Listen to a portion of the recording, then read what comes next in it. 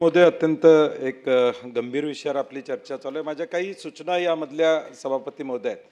मध्यंतरच्या काळामध्ये पंजाबच्या हेल्थ मिनिस्टरनी आपल्यावर आरोप केलेत मुख्यमंत्री महोदय की महाराष्ट्र आणि गुजरात हे मधून आमच्याकडे ड्रग येतात, हे आपल्या राज्याच्या दृष्टीनं संयुक्तिक नाही असं मला वाटतं मधल्या काळामध्ये.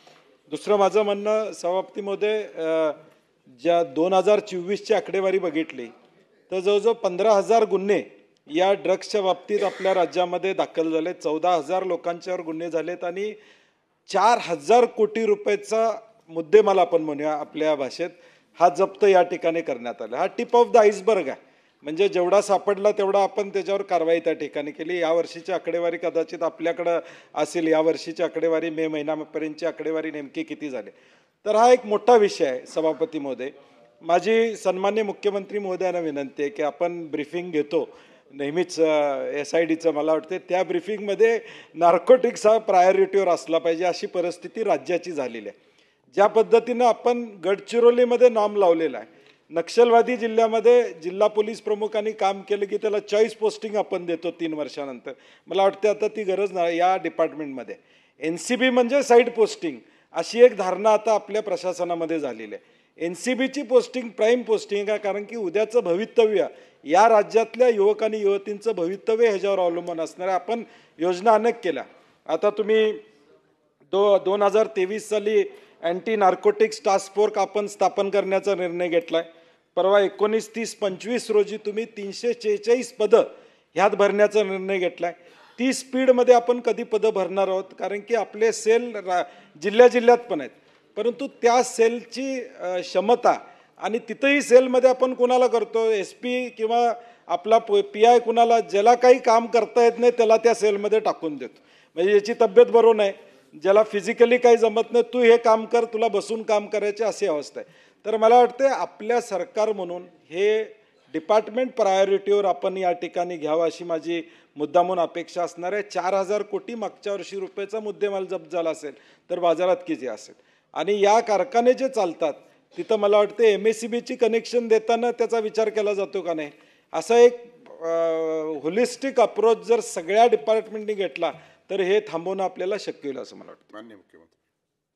सन्माननीय सदस्य सतेज पाटील साहेबांनी जो मुद्दा उपस्थित केला आहे, मुळात आपण जर बघितलं तर पंजाबमध्ये जे काही अंमली पदार्थ वाढले याचं कारण मुळात पाकिस्तानच्याकडनं ते बॉर्डरवरनं ते आलेले आहेत.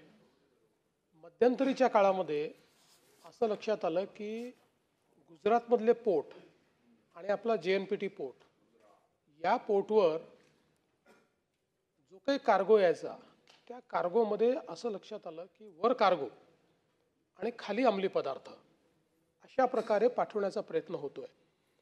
आणि मग काही त्यातले बस झाले. त्यानंतर आता आपण या संदर्भातलं एक स्कॅनर विकत घेतलेलं आहे. ते स्कॅनर आपण लावलेलं आहे, गुजरातनी लावलं आहे, आपणही लावलं आहे.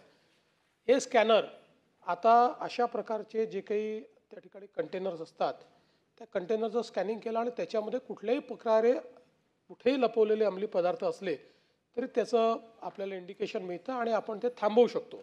त्यामुळे आणि दुसरं रँडमाइज पद्धतीनं या कंटेनर्सची पाहणी देखील आपण अंमली पदार्थाच्या निमित्ताने करतोय. विशेषतः काही देश ज्या देशातनं हे येण्याची शक्यता जास्त आहे त्या देशातला जो काही कार्गो आपल्याकडे येतो तो कार्गो आपण योग्य प्रकारे तपासतोय.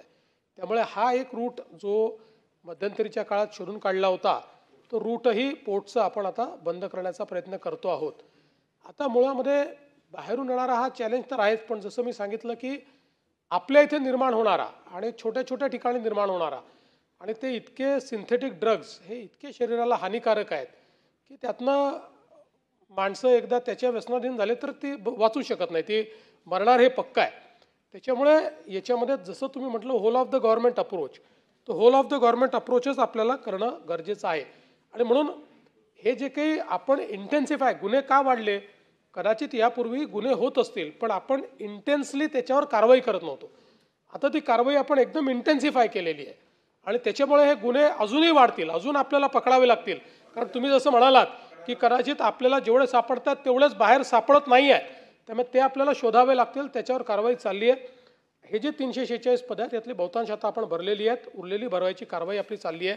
पण आपण जे सांगितलं हा प्रयत्न निश्चितपणे करू की या विभागातले अधिकारी कर्मचारी जे असतील त्यांना 3 वर्ष 4 वर्ष काम केलं तर चांगलं पोस्टिंग मिळेल अशा प्रकारची व्यवस्था आपण उभी करू. आणि दुसरं यांचं इंटेन्स ट्रेनिंग झालं पाहिजे. या पद्धतीनं त्यांना याच्यातली सगळी माहिती असली पाहिजे. अशा प्रकारचा प्रयत्न आपण हा निश्चितपणे या निमित्ताने करू.